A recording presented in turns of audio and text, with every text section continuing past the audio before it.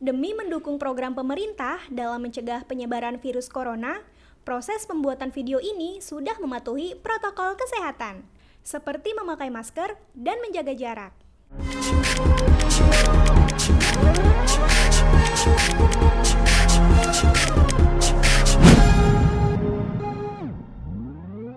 Assalamualaikum warahmatullahi wabarakatuh. Perkenalkan, dengan saya Dr. Tulus Anugrah. Kali ini saya akan membahas bagaimana cara mengatasi jerawat membandel. Sebelum lebih jauh, saya akan membahas dulu apa yang dimaksud dengan jerawat. Nah, jerawat sendiri adalah sebuah atau suatu proses peradangan yang terjadi pada kelenjar sebasea atau kelenjar minyak. Selanjutnya, jerawat itu dibagi menjadi 3 bagian. Yang pertama adalah jerawat non-inflamasi atau jerawat yang tidak meradang. Yang kedua adalah jerawat yang meradang atau jerawat inflamasi. Yang ketiga adalah jerawat bopeng atau acne scar yang ketiga. Nah, untuk jerawat non-inflamasi itu sendiri adalah jerawat yang ditandai dengan berupa komedo. Nah, jadi teman-teman kalau tahu, komedo itu adalah sebuah jerawat juga loh. Karena sebelum menjadi jerawat yang meradang, biasanya jerawat itu berasal atau berawal dari komedo dulu. Jadi komedo itu adalah jerawat non-inflamasi atau jerawat yang tidak meradang.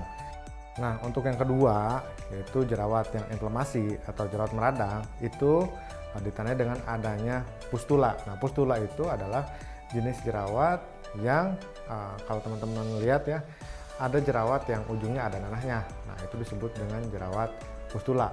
Selanjutnya adalah jerawat kistik. Jerawat kistik ini lebih parah dari jerawat pustula tadi. Jadi selain dia ada nanahnya, di dalamnya itu ada lebih keras artinya peradangannya sudah meluas.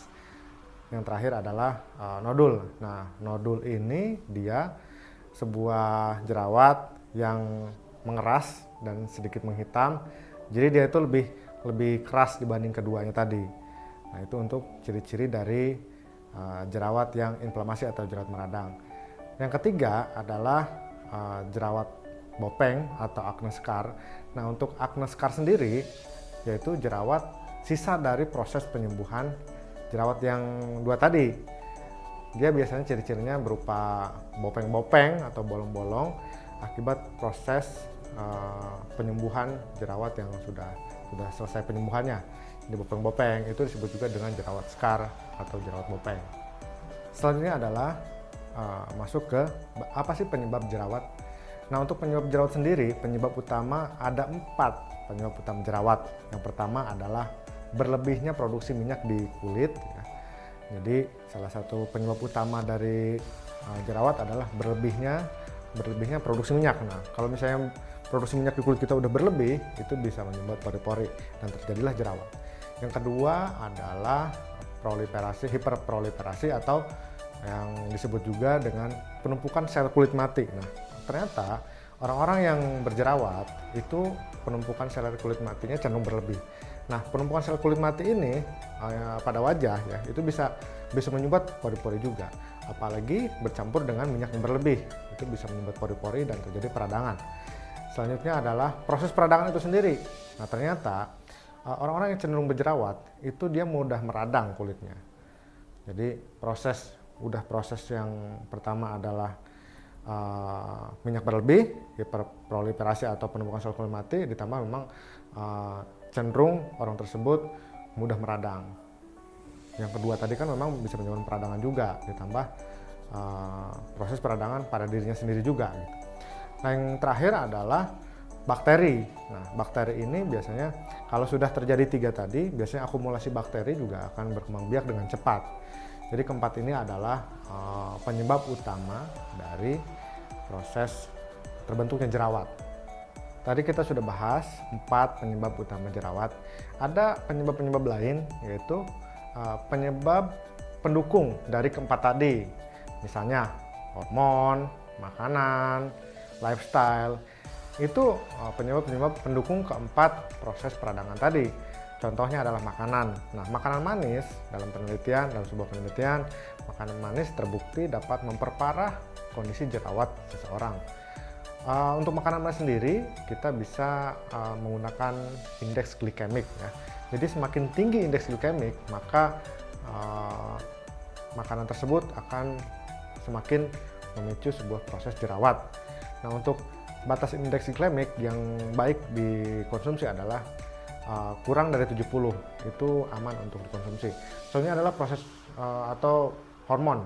Proses hormonal ini biasanya pada wanita yang sedang haid itu akan mempengaruhi proses kelenjar minyak.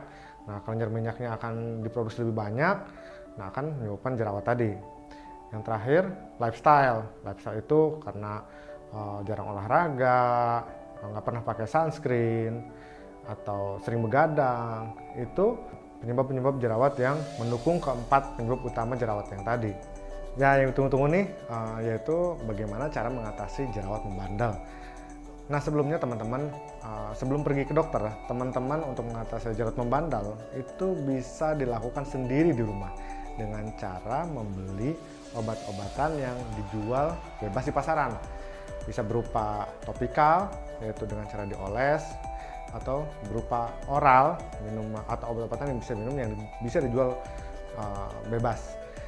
Lalu obat-obatan apa yang bisa dibeli secara bebas? Pastikan ya, catat nih teman-teman. Teman-teman lihat kandungan yang ada pada obat-obatan yang bisa dijual bebas tadi, seperti yang mengandung obat jerawat mengandung retinoid, benzoyl peroxide, tea tree oil, terus asam salisilat. Nah, itu adalah obat-obatan yang bisa dijual atau dibeli bebas di pasaran tanpa harus dengan resep dokter. Nah, untuk selanjutnya, apabila teman-teman mengobati sendiri di rumah dengan obat-obatan yang bisa dijual bebas di pasaran tidak mempan juga, mungkin saatnya teman-teman untuk datang langsung ke dokter. Nah, biasanya jerawat-jerawat ini memang tidak bisa untuk diatasi sendiri di rumah atau dengan obat-obatan yang bisa dijual bebas di pasaran tadi. Biasanya pada kasus ini dokter akan meresepkan antibiotik, steroid, dan bisa juga melakukan sebuah tindakan untuk mengatasi jerawat-jerawat yang cukup parah tadi dengan cara mengambil nanahnya, dengan cara mengatasi jerawatnya tadi ya, dengan cara ekstraksi pada pustulnya tadi atau nanahnya tadi. Ya, mungkin itu saja ya, bagaimana cara mengatasi jerawat membandel. Jadi kalau misalnya teman-teman sudah berusaha semaksimal mungkin tapi tidak teratasi juga, itu mungkin saatnya teman-teman untuk harus pergi ke dokter ya, untuk berkonsultasi. Karena ada beberapa obat-obatan yang memang tidak bisa dibeli bebas di pasaran, harus dengan resep dokter. Oh iya, satu lagi, jangan lupa lifestyle. Nah, lifestyle ini penting juga ya. Percuma kalian mengatasi jerawat tapi lifestyle kalian masih buruk. Contohnya nih, makanan itu penting banget. Kayak makanan manis, makanan berlemak, itu perlu banget dihindari untuk kalian yang memang punya jerawat yang gak sembuh-sembuh. Karena makanan tadi itu bisa memperparah jerawat dan menghambat penyembuhan jerawat kalian. Olahraga juga penting, karena badan yang bugar, badan yang sehat, itu juga bisa mempengaruhi kulit yang sehat juga. Mungkin cukup sekian dari saya, bagaimana cara mengatasi jerawat membandel. Semoga bermanfaat. Assalamualaikum.